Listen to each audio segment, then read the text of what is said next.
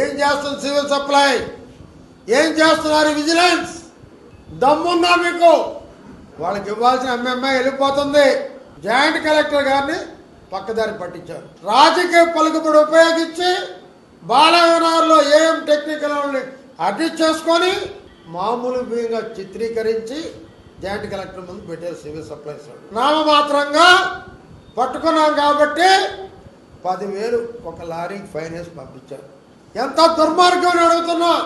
ఏదో అప్పుడప్పుడు ఒక తూతూ మంత్రంగా ఒక లారీ పట్టుకోనో అర లారీ పట్టుకోనో ప్రజల ముందు డూప్ చేస్తున్నారు ఈ సివిల్ సప్లైస్ అండ్ విజిలెన్స్.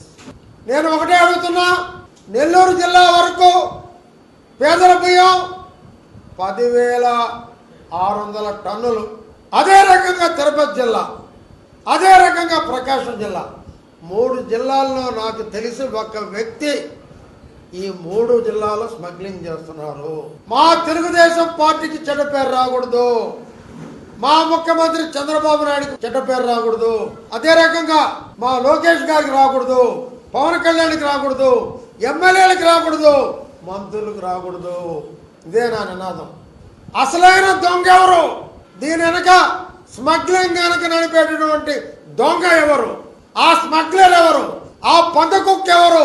దమ్ముంటే బయట పెట్టమంటున్నాను ఈ సివిల్ సప్లై అధికారులు.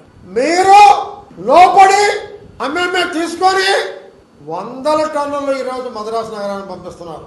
ప్రతి నియోజకవర్గానికి రింగ్ చేసి ప్రతి స్టోర్ వాళ్ళు పలానా వ్యక్తికే ఇవ్వాలి మిగిలిన బియ్యం అంటే ఆయన తీసుకొచ్చి ఒక రైస్ మిల్కి ఇచ్చి ఆయన నాయకుడికి ఇవ్వాల్సిన ముట్ట చెప్పి ఈయన బ్రోకరేజ్ తీసుకుంటే వాటిని ఆ రైస్ మిల్ వైట్ చేసి మద్రాసులో 50 రూపాయలకి అమ్ముతున్నారంటే పేదల బియ్యం సిగ్గు లేదా అని అడుగుతున్నా, సిగ్గు లేదా అని అడుగుతున్నా. ఏం చేస్తుంది సివిల్ సప్లై, ఏం చేస్తున్నారు విజిలెన్స్? దమ్ముందా మీకు? ఆ బియ్యం ఉంటే సివిల్ సప్లైస్, విజిలెన్స్ కి దమ్ము ధైర్యం ఉంటే డిఎం సప్లైస్ కార్పొరేషన్